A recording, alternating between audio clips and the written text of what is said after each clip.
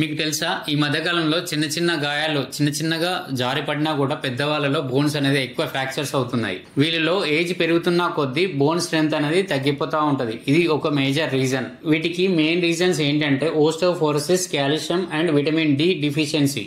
దీంతో పాటు lack of exercise. అందుకే చిన్నగా జారి పడినా కూడా బోన్స్ అనేది ఇన్స్టాంట్ గా ఫ్రాక్చర్స్ అవుతా ఉన్నాయి. పెద్దవాళ్ళు చిన్నగా జారి పడిపోయినా కూడా హిప్ ఫ్రాక్చర్స్ అని, ఫుట్ ఫ్రాక్చర్స్ అని, స్పైన్ ఫ్రాక్చర్స్ అని ఇట్లా ఫ్రీక్వెంట్ గా మనం చూస్తున్నాము. ఇంట్లో తడిగా ఉన్న ప్లేసెస్ కి పెద్దవాళ్ళని పంపించకూడదు. ఎప్పుడైనా వాష్రూమ్స్ కి వెళ్తే గనక హ్యాండిల్స్ గానీ రైల్స్ గానీ వాడండి. రెగ్యులర్ గా ఎక్సర్సైజ్ అనేది మ్యాండేటరీ. మనం ఎక్సర్సైజ్ చేయకుండా ఉన్నా కూడా మన బోన్స్ అండ్ స్ట్రెంత్ అనేది తగ్గిపోయే ఛాన్సెస్ ఉంటుంది. లైక్ వాకింగ్ గానీ, జాగింగ్ గానీ, యోగా గానీ, బరువులు ఇట్లాంటి ఎక్సర్సైజ్ చేస్తే సరిపోతుంది. ముఖ్యంగా బెడ్ రిటర్న్ పేషెంట్స్ ఎవరైతే ఉంటారో వాళ్ళకి ఎక్కువగా ఈ బోన్ స్ట్రెంత్ లెవెల్ అనేది తగ్గిపోతా ఉంటది. వీటికి కొన్ని మనం ప్రికాషన్స్ తీసుకుంటే సరిపోతుంది. కాల్షియం రిచ్ ఫుడ్స్ తీసుకుంటే సరిపోతుంది. లైక్ యోగట్ గానీ, కర్డ్ గానీ, మిల్క్ గానీ, పన్నీర్ గానీ, అలాగే green leafy vegetables, spinach, moringa leaves and drum sticks bone health కి చాలా మంచిది. Especially bone related healthy food ఇవ్వండి. సో ఫైనల్ గా నేను చెప్పొచ్చేది ఏంటంటే, మీరు మీ పెద్దవాళ్ళని జాగ్రత్తగా చూసుకోండి. ఇప్పుడు కంటిన్యూస్ గా వర్షాలు వస్తున్నాయి. చుట్టూ మన సరౌండింగ్స్ మొత్తం కూడా తడిగా ఉంది. జారిపడకుండా చూసుకోండి. హెల్తీ ఫుడ్ ఇవ్వండి.